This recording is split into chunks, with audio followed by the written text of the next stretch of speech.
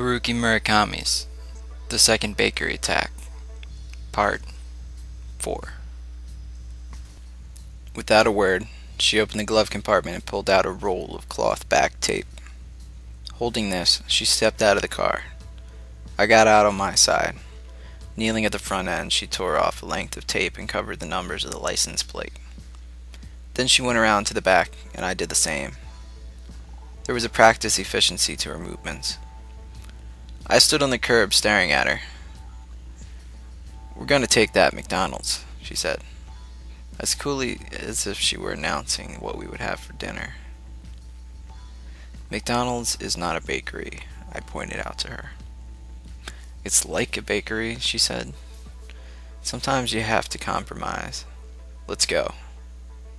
I drove to the McDonald's and parked in the lot. She handed me the blanket-wrapped shotgun. "I've never fired a gun in my life," I protested.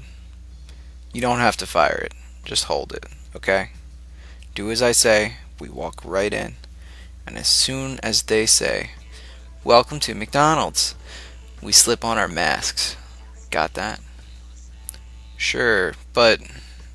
"Then you shove the gun in their faces and make all the workers and customers get together. Fast. I'll do the rest." "But how many hamburgers do you think we'll need?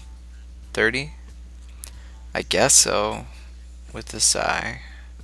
I took the shotgun and rolled back the blanket a little. The thing was as heavy as a sandbag and as black as a dark night. "Do we really have to do this?" I asked, half to her and half to myself. "Of course we do." Wearing a McDonald's hat, the girl behind the counter flashed me a McDonald's smile and said, "Welcome to McDonald's." I hadn't thought girls would work at McDonald's late at night, so the sight of her confused me for a second. But only for a second. I caught myself and pulled on the mask. Confronted with this suddenly masked duo, the girl gaped at us. Obviously, the McDonald's hospitality manual said nothing about how to deal with a situation like this. She'd been starting to form a phrase that comes after "Welcome to McDonald's," but her mouth seemed to stiffen and the words wouldn't come out. Even so, like a crescent moon in the dawn sky, the hint of a professional smile lingered around the edges of her lips. As quickly as I could manage, I unwrapped the shotgun and aimed it in the direction of the tables. But the only customers there were a young couple, students probably, and they were face down on the plastic table, sound asleep. Their two heads and two strawberry milkshake cups were aligned on the table like an avant-garde sculpture. They slept the sleep of the dead. They didn't look likely to obstruct our operation, so I swung my shotgun back toward the counter. Altogether, there were 3 McDonald's workers. The girl at the counter, the manager, a guy with a pale, egg-shaped face, probably in his late 20s, a student type, in the kitchen. A thin shadow of a guy, with nothing on his face you could read as an expression. They stood together behind the register, staring into the muzzle of my shotgun, like tourists peering into an Incan well. No one screamed, no one made a threatening move. The gun was so heavy I had to rest the barrel on top of the cash register, my finger on the trigger. I'll give you the money," said the manager, his voice hoarse. "They collected at 11, so we don't have too much, but you can have everything. We're insured." "Lower the front shutter and turn off the sign," said my wife. "Wait a minute," said the manager. "I can't do that. I'll be held responsible if I close up without permission." My wife repeated her order, slowly. He seemed torn. "You'd better do as she says," I warned him. He looked at the muzzle of the gun atop the register, then at my wife, and then back at the gun. He finally resigned himself to the inevitable. He turned off the sign and hit a switch on an electrical panel that lowered the shutter. I kept my eye on him, worried that he might hit a burglar alarm. But apparently McDonald's don't have burglar alarms. Maybe it never occurred to anybody to attack one. The front shutter made a huge racket when it closed, like an empty bucket being smashed with a baseball bat. But the couple sleeping at their tables was still out cold. Talk about a sound sleep. I hadn't seen anything like that in years. 30 Big Macs for takeout, said my wife. Let me just give you the money, pleaded the manager. I'll give you more than you need. You go buy food somewhere else. This is gonna mess up my accounts, and you better do what she says, I said again. The three of them went into the kitchen area and started making the 30 Big Macs. The student grilled the burgers, the manager put them in buns, and the girl wrapped them up. Nobody said a word. I leaned against the big refrigerator, aiming the gun towards the griddle. The meat patties were lined up on the griddle like brown polka dots, sizzling. The sweet smell of grilling meat burrowed into every pore of my body like a swarm of microscopic bugs, dissolving into my blood and circulating to the farthest corners. Then, massing together inside my hermetically sealed hunger cavern, clinging to its pink walls.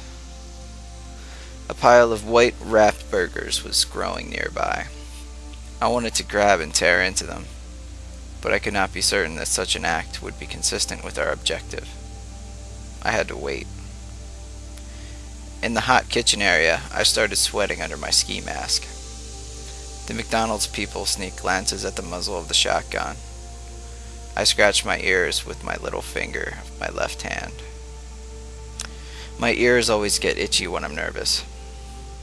Jabbing my finger into my ear through the wool, I was making the gun barrel wobble up and down, which seemed to bother them. It couldn't have gone off accidentally, because I had the safety on. But they didn't know that, and I wasn't going to tell them. My wife counted the finished hamburgers and put them into 2 small shopping bags. 15 burgers to a bag. Why do you have to do this? The girl asked me. Why don't you just take the money and buy something you'd like? What's the good of eating 30 Big Macs? I shook my head. My wife explained, We're really sorry, really, but there weren't any bakeries open. If there had been, we would have attacked a bakery. That seemed to satisfy them.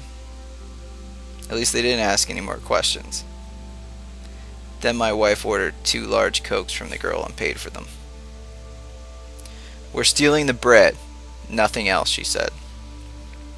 The girl responded with a complicated head movement, sort of like nodding and sort of like shaking. She was probably trying to do both at the same time. I thought I had some idea of how she felt. My wife then pulled a ball of twine from her pocket. She came equipped, and tied the 3 to a post as expertly as if she were sewing on buttons. She asked if the cord hurt, or if anybody wanted to go to the toilet, but no one said a word. I wrapped the gun in a blanket. She picked up the shopping bags, and out we went. The customers at the table were still asleep, like a couple of deep-sea fish. What would it have taken to rouse them from a sleep so deep? We drove for half an hour, found an empty parking lot by a mall, and pulled in. There we ate hamburgers and drank our Cokes. I sent 6 Big Macs down to the cavern of my stomach, and she ate 4. That left 20 Big Macs in the back seat.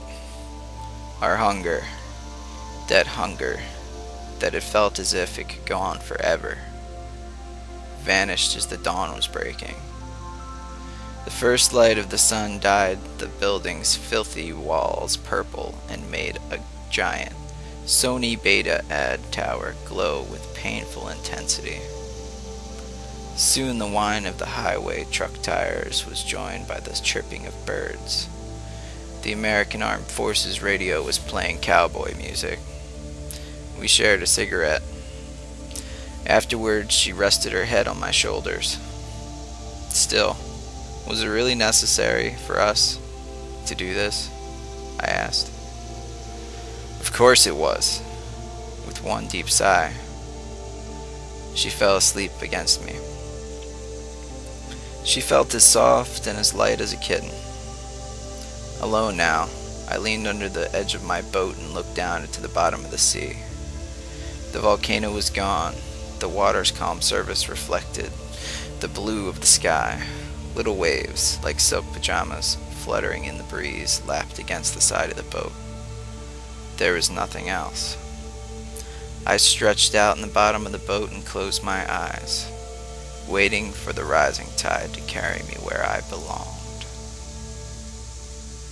Haruki Murakami's The Second Bakery Attack.